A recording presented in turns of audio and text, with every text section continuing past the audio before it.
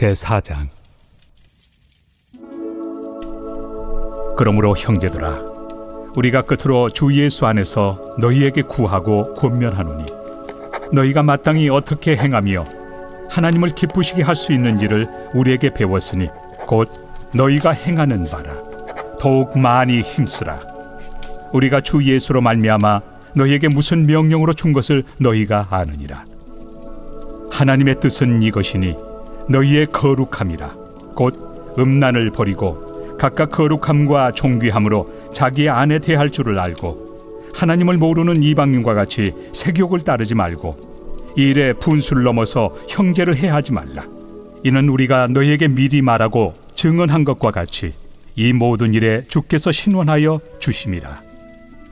하나님이 우리를 부르심은 부정하게 하심이 아니요 거룩하게 하심이니, 그러므로 저버리는 자는 사람을 저버림이 아니요 너희에게 그의 성령을 주신 하나님을 저버림이니라. 형제.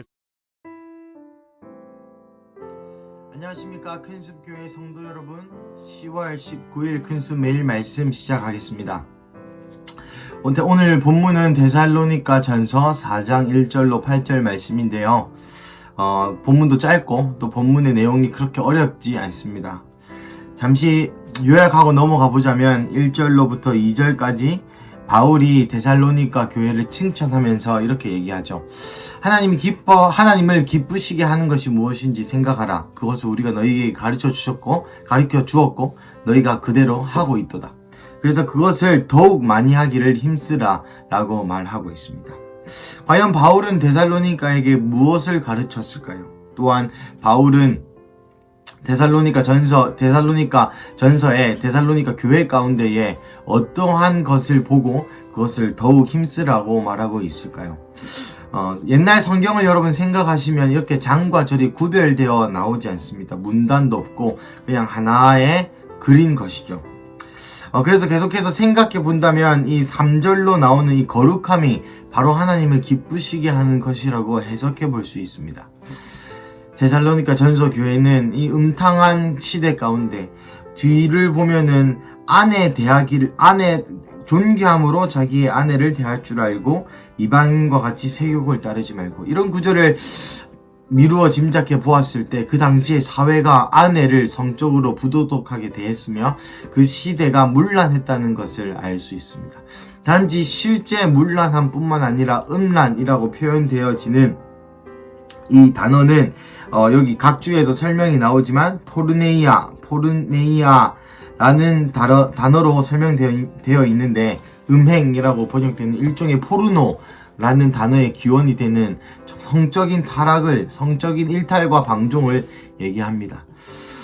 첫 번째는 이런 상황들 가운데 데살로니가 교회가 그 순결함을 지켰다는 것이고요. 영적인 의미에서 보자면 이러한 문화 가운데 그들의 신앙을, 또 그들의 마음을 우상에게 빼앗기지 않고 섬겼다는 것이죠.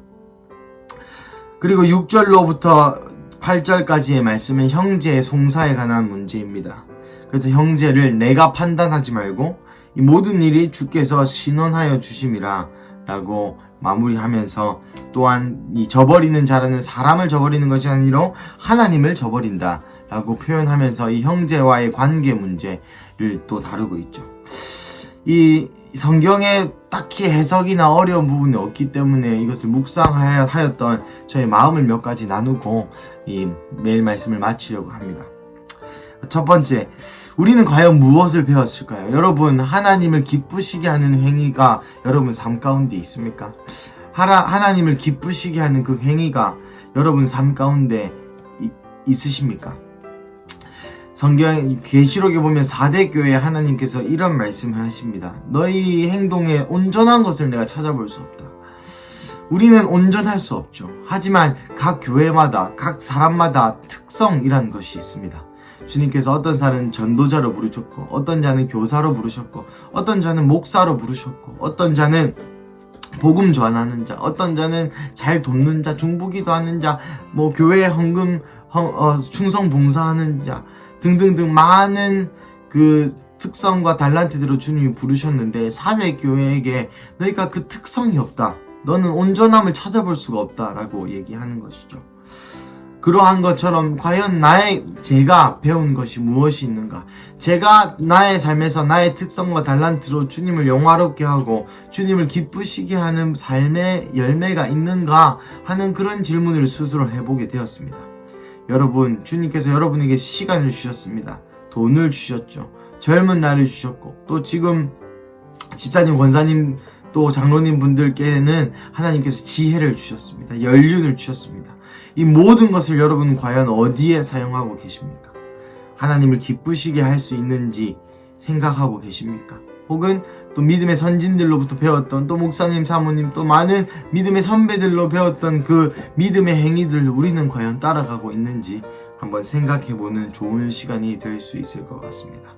둘째로 제 마음 안에 들었던 구절은, 제 마음 안에 주님께서 말씀하셨던 구절은 6절 말씀입니다. 형제를 해하지 말라. 이 모든 일에는 주께서 신원하여 주심이라. 여러분, 누군가 나에게 잘못했을 때 화나기 쉽죠. 그리고 그 화날 당시에는 내가 정당하다고 생각합니다. 이 사람이 나에게 이렇게 했으니까 내가 화내는 게 당연해. 이 사람이 나에게 이런 모욕적인 언사를 했으니까 내가 갚아줘야 돼. 내가 혹은 화를 내므로 이 사람의 행동을 교정시켜줘야 돼. 라는 비진리가 우리 마음 가운데 너무나도 많음을 바라봅니다. 하지만 오늘 데살로니가 전서 말씀에서 말하고 있는 것처럼 이 모든 일은 주님께서 신원하여 주시는 것이지, 우리가 형제를 해할 수 있는 권위, 우리가 형제를 가르치고 우리가 형제를 판단하고 비판하고 정죄할 수 있는 그런 조금의 일말의 권세, 조금의 일말의 어떤 권리도 없다는 것입니다.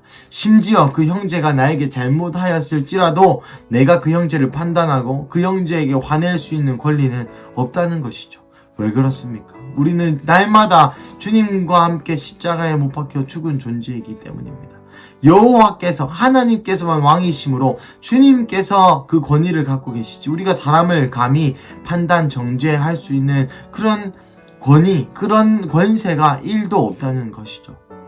사랑하는 여러분, 저는 성정이 억울한 것을 못 참는 그런 마음이 많습니다. 그리고 어떤 불의를 참지 못하는, 그래서 가끔은 화를 내기도 하고, 또 가끔은 또 불의한 상황 가운데, 가끔은 내가 억울한 상황 가운데 스스로를 변호하려고 매우 힘쓰는 사람 중에 한 명입니다. 허나 이 구절을 읽으면서 제게 주님이 다시 말씀하신 것은, 예준아, 너에게 그럴 수 있는 권위, 그럴 수 있는 권한이 하나도 없다. 너는 단지 나 여호와에게 신원하여 달라고 부탁할 수 있는, 그러한 기도할 수 있는 능력이 있는 것이지, 그들에게 직접 내가 힘이 있다고, 내가 더 힘이 세다고 그들을 판단하거나 그들을 해할 수 있는 권위가 없다는 것을 주님이 너무나도 분명히 말씀해 주시는 것 같습니다. 교회 생활을 하다 보면 그럴 때가 있죠. 저 집사님, 또 가족 안에서 특별히 이 형제를 해하지 말라는 부분에서 또 많은 유출을 할 수 있는 것이, 사실 목사님이 매번 많이 말씀하셨던 말씀인데, 사실 가까운 사람에게 더 많은 상처를 받죠. 형제에게 더 큰 상처를 받고, 또 교회 가족, 셀원에게 가장 큰 상처를, 또 셀 리더에게 가장 큰 상처를 받기 마련입니다. 하지만 오늘 성도 여러분, 오늘 말씀을 잘 기억하시길 바랍니다. 여호와께서 신원하십니다. 우리가 해할 수 있고, 우리가 분냄을 가질 수 있고, 우리가 정당하게 화낼 수 있는 권리는 하나도 없다는 것입니다. 사랑하는 성도 여러분, 오늘 말씀을 통해서 하나님께서 더욱더 우리 삶의 실제 가운데 들어오신다는 감동이 있습니다. 날씨도 또 추워졌고, 또 시즌도 변하고 있고, 코로나도 1단계로 격화되면서, 사회적 거리가 1단계로 격화되면서 많은 것들이 또한 변하고 있죠. 주님께서 주님의 그 나라와 주님의 말씀을 이렇듯 우리 일상 가운데 다가오고 계신데, 우리 일상에서 주님이 문 두드리시는 그 노크 소리를 듣는 그런 오늘 월요일 되시기를 주님의 이름으로 축복합니다. 기도하시겠습니다. 하나님, 이 시간 기도합니다. 하나님, 오늘 바울이 데살로니가 데살로니가 교회에게 한 말씀을 이 시간 듣습니다. 주님, 우리가 주님을 기쁘시게 하는 일이 무언지 항상 생각하게 하여 주십시오. 내 돈과 시간과 모든 노력과 모든 마음을 다하여 주님을 기쁘시게 하는 삶, 그 삶을 살기 위해 우리가 더 노력해 하시고, 그러기 위해선 내 마음 안에 거룩함을 보존하고 지키는 또 교회의 거룩성, 우리가 세상에 때묻지 아니하고 또 세상이 얘기하는 방식과 자본주의와 개인주의와 이기주의와 많은 이야기들에 앞서서 성경이 얘기하는 그대로 믿는 그 믿음을 우리에게 허락하시고 또 우리의 삶의 부분에 있어서 우리가 분냄과 우리의 화냄과 우리의 정당성을 가질 수 있는 권위가 조금도 없다는 것을 주님 가르쳐 주셔서 감사합니다. 나는 날마다 죽노라 라고 고백했던 그 바울의 고백처럼 오늘 하루도 십자가에서 죽은 삶, 나는 없어지고 오로지 주님만 드러나시는 삶 사는 그런 하루 되게 하여 주십시오. 감사합니다. 이 모든 기도를 모아 살아계신 나사렛 예수님의 이름으로 기도드렸습니다. 아멘.